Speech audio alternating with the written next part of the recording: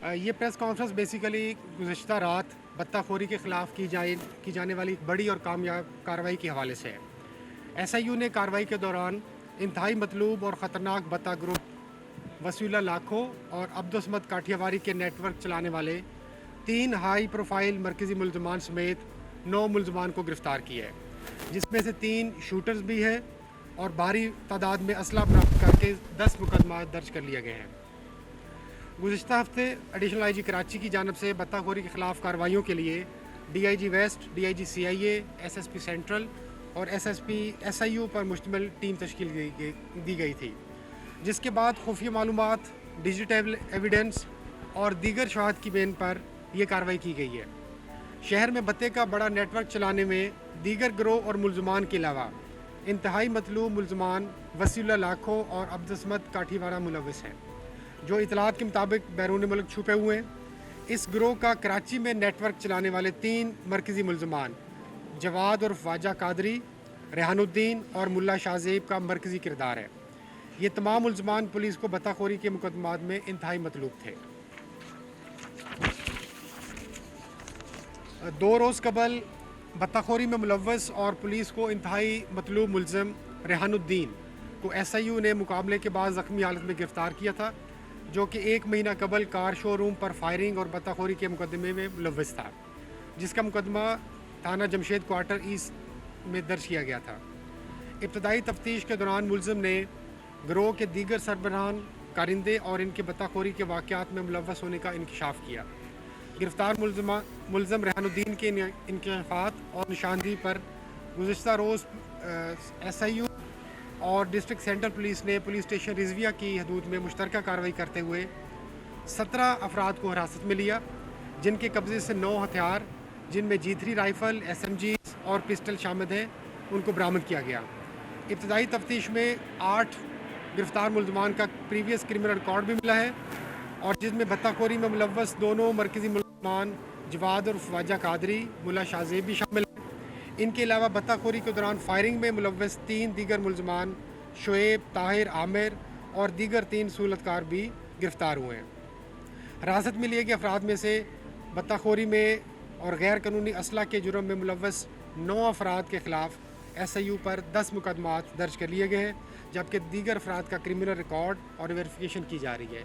इस पूरे कार्रवाई की मज़ीद जो कानूनी कार्रवाई और तफ्तीश की जा रही है। सर ये बताइएगा कि मुल्ज़िमान को एक सियासी जमात के रहनुमा के घर से गिरफ्तार किया गया है, तो क्या वो सियासी जमात के रहनुमा को इस चीज़ का इल्म था कि ये लोग इस किस्म की एक्टिविटीज़ में मुलव्वस हैं? और दूसरा सर ये भी वजाहत कर दें कि कल से उनकी जानिब से ये भी चलाया जा रहा है कि उन्हें भी गिरफ्तार किया गया सरवत इजाज़ कादरी को। क्या उनकी गिरफ्तारी अमल में आई थी? जी बिल्कुल, जो हमने पहले जैसे इसको क्लियरफाई किया था कि उनको गिरफ़्तार नहीं किया गया, ना ही वो वांटेड थे पुलिस को। टोटल हमने वहाँ से 17 अफराद को हिरासत में लिया है, जिनमें से अभी तक 9 मुल्ज़मान के ख़िलाफ़ 10 मुकदमा दर्ज हो चुके हुए हैं, और इन मुल्ज़मान में जो 3 मरकज़ी मुल्ज़मान हैं, ये ऑलरेडी इनका क्रिमिनल रिकॉर्ड भी है। जैसे जो मेन मुल्ज़म है जवाद, उस पर मर्डर के 7 केसेस हैं, और वो बत्ताखोरी के 5 केसेस में पुलिस को ऑलरेडी मतलूब है।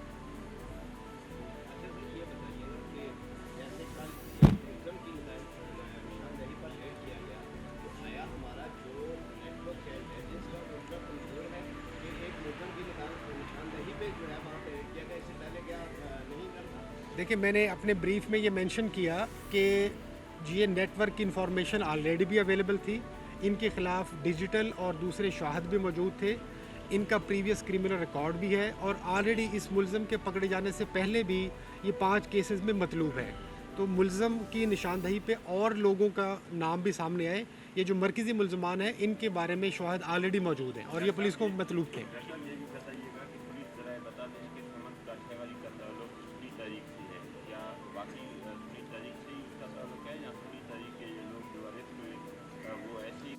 एफिलिएशन का भी हमारे पास कोई पर्टिकुलर एविडेंस नहीं है।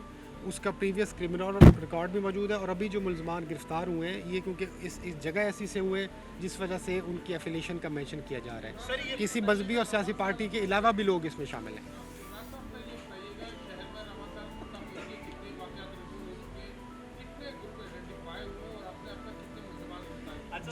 जी बिल्कुल, ये इस साल 2025 में अब तक टोटल 169 केसेस रजिस्टर्ड हुए, जिनका दौरान तफ्तीश SIU ने जब तफ्तीश किया तो पता चला कि उसमें से टोटल 65 केसेस जो हैं वो बेसिकली जेन्युइन केसेस हैं 40%।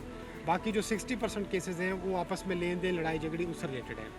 इसमें से मोर देन 50% केसेस ट्रेस हुए हैं, डिटेक्ट हुए, उसमें मुल्ज़मान गिरफ़्तार हुए और तकरीबन कोई 60 के करीब ऐसे मुल्ज़मान हैं जेन्युइन केसेस में जो SIU ने गिरफ़्तार किए।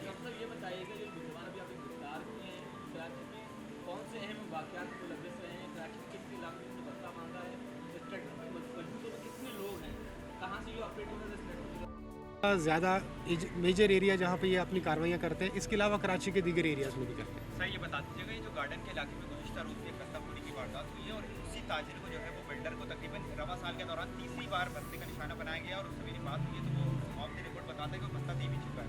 उसके खिलाफ वो कौन सा ग्रुप है, क्या वो यही ग्रुप है या कोई दूसरा ग्रुप? जी वो बिल्कुल कल एक इंसिडेंट रिपोर्ट हुआ है, उसकी FIR भी दर्ज हो गई है। अभी पुलिस SIU पुलिस उसको इन्वेस्टिगेट करना स्टार्ट कर दिया है। उस पर एक डिफरेंट ग्रुप का नाम आ रहा है तो वो अभी बिल्कुल इनिशियल स्टेज में है, हम उसको डिटरमिन कर लेंगे। उसमें जो भी ग्रुप मुलव्वस होगा उसके खिलाफ हम कार्रवाई करेंगे।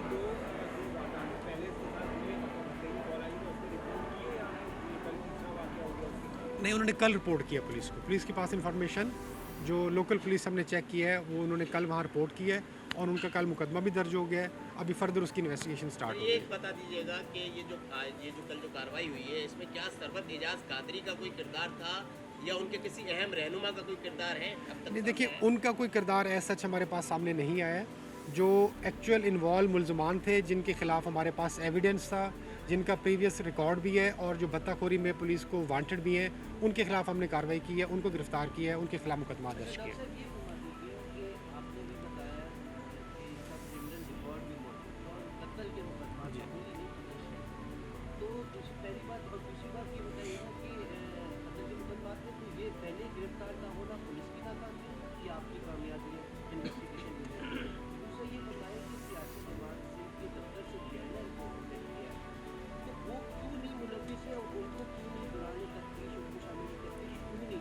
देखिए मैंने जैसे अर्ज़ किया कि हमने टोटल 17 लोग जो वहाँ पे मौके पे मौजूद थे सबको गिरफ़्तार किया है। एक एक बंदे को वेरीफाई कर रहे हैं कि किसका क्या रोल है। जिस चीज़ का जो रोल हमें आ रहा है उसके अकॉर्डिंगली उनके खिलाफ हम कार्रवाई कर रहे हैं। बाकी जो उनके केसेस जो आपने मेंशन किया मर्डर के, वो 7 केसेस हैं। वो तकरीबन 2011 से लेकर 2015-16 के दरमियान इन सालों के वो मर्डर के केसेस हैं। उनमें वो मुख्तलिफ स्टेजेस पे होते हैं, किसी में बेल हो जाती है, किसी में गिरफ़्तार होकर जेल भी जाते हैं, तो CRO में वो चीज़ मेंशन रहती है। जो मोस्ट रिसेंट केसेस हैं जो जिसमें ये पुलिस को मतलूब थे वो बेसिकली एक्सटॉर्शन के केसेस हैं और वो 5 ऐसे केसेस हैं जिसमें ये जो मेन मुलज़म है जवाद, ये पुलिस को वांटेड था।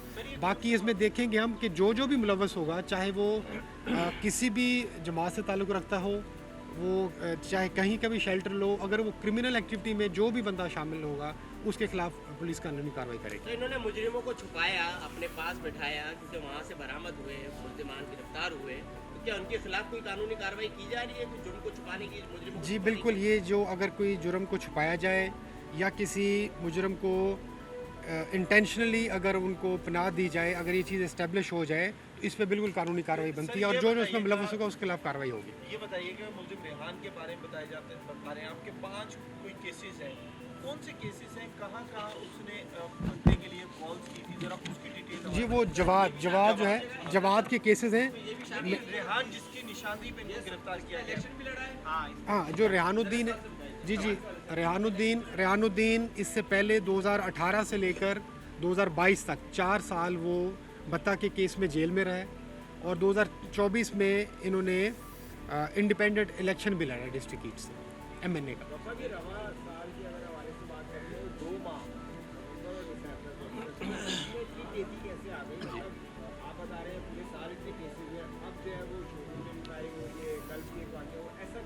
जी एग्जैक्टली ये वाला जो ग्रुप है, this was the top leading group. Overall अगर 5-6 ग्रुप्स हैं तो जो सबसे ज़्यादा केसेस हैं या जो वाक़यात हैं उसमें यही वाला ग्रुप मुलव्वस था और उसमें ये जो मेन मुलज़म हमने गिरफ़्तार किए हैं ये बेसिकली ओवरऑल एक नेटवर्क को लीड कर रहे थे।